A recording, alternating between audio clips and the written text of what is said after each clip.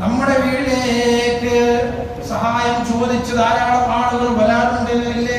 അവരെ നിങ്ങൾ കാര്യമായി പരിഗണിച്ചില്ല എങ്കിൽ നിങ്ങളുടെ ഖബറിൽ അല്ലാഹു തആല വലിയ ശിക്ഷ നൽകുന്നതാണ്. അല്ലാഹുവിന്റെ ഹബീബ് സല്ലല്ലാഹു അലൈഹി വസല്ലം തങ്ങൾ ഒരു ആബിദായ ഒരു മതഭക്തനായ മനുഷ്യന്റെ ചരിത്രം പറഞ്ഞു കൊടുത്തു.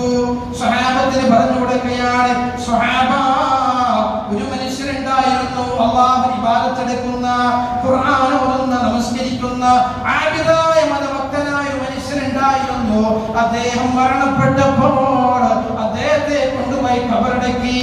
അങ്ങനെ കബറടക്കുന്ന നേരത്ത് കബറിലേക്ക് അല്ലാഹു തആല മലക്കുകളെ അയക്കുകയാണ്, ചാട്ടവാർ കൊണ്ട് അടിക്കുകയാണ്. മാത്രമല്ല അവന്റെ കബർ തീ കൊണ്ട് നിറയ്ക്കുകയാണ്. അവന്റെ കബർ തീ കൊണ്ട് നിറച്ചിരിക്കുന്ന മനുഷ്യനാണ്. ഈ മനുഷ്യൻ ദുനിയാവിൽ ജീവിക്കും ഒരു തെറ്റ് മാത്രമാണ് ചെയ്തത്.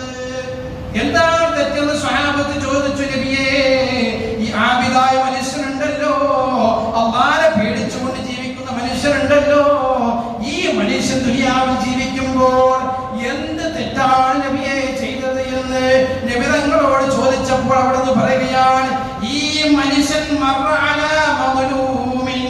ഒരു ആക്രമിക്കപ്പെട്ടതായ മനുഷ്യന്റെ അരികിലൂടെ നടന്നുപോയി.